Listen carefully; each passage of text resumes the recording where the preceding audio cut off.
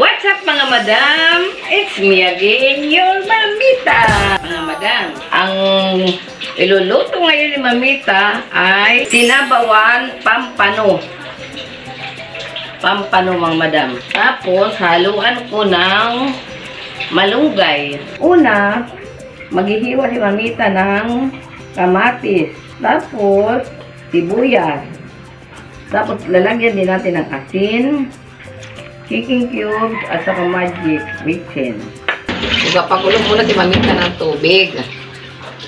Yan. Ilagay na natin yung sibuyas at kamatis. Kasi simple lang yan mga madam, kasi ulam yan ng anak ko yung may gallstone. Bawal sa kanya yung may mga timpla. Pag kumulo na siya mga madam, saka ko na ilalagay yung isda. Ngayon mga madam, kulo na yung tubig. Ayan, kulo na. Saka naman natin ilalagay yung pampano. Ayan. Yan mga madam, pampano. Kaya sinabawang pampano. Ganyan pag nagluto tayo, huwag natin isasabay sa pagpakulo ng tubig yung isda. Kailangan magpapakulo muna, ilagay mo muna yung sangkap. Pag kumulo na yung tubig, saka na natin ilalagay yung isda. Okay mga madam, bubuksan na natin mga madam kasi luto na yung isda na pampano. Luto na siya.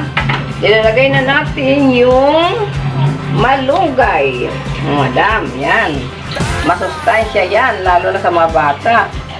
Kaya yung anak ko mga madam, yung anak ko na nagkasakit ng gallstone, alam mo ito ang pinapakain ko, wala yung timpla. Inuuna ko muna yung sa kanya, tinatanggal ko muna. Yung hindi kailangan lagyan ng bitchin o chicken cube. Tinatanggal ko muna yung sa kanya bago timplang ko na yung sa amin. Ganyan mga madam ang ginagawa ko. Lagi masustansya, lagi may mga gulay. Lalo ng mga bata kasi hindi naman kumakain sila ng mga gulay talaga. Ang ginagawa ko, bumabawi na lang ako mga madam sa sabaw. Sinasabawan ko na lang siya para pag nilagyan ko siya ng ng malunggay, ganyan o kaya talbos ng kamote, sasabaw na lang, okay na. May masustansya na silang sa sabaw. Walang timpla yan mga madam dahil yung sa anak ko. Pero pag kami, lalagyan ko na ng chicken cubes o kakunting bitsin, patak-patak lang. Hindi naman buhos lahat, hindi naman ganun ang ginagawa ko. Kunti lang, may lasa-lasa lang ng kunti. Yan mga madam, luto ng isda ni Mamita. Titikman na natin kung masarap. Ito na mga madam, sasandukin na ni Mamita ang sinabawan pampano ni Mamita. Yan. Wow, sarap. Yan mga madam. Yan. Yan mga madam, simpleng luto, ulam na. Bibili lang tayo ng pampano sa palengke.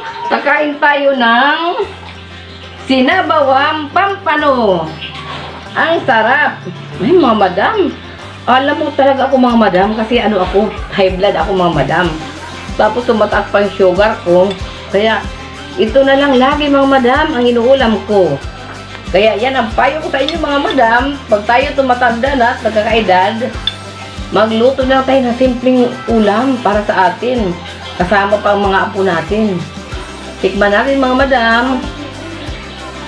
Ang sarap mga madam pag ito lagi ang ulam natin. Yun lang mga madam. Sana mag-enjoy kayo sa panonood ng video ko. Magluto tayo ng simpleng ulam. Huwag kayong magsawa sa kapanood.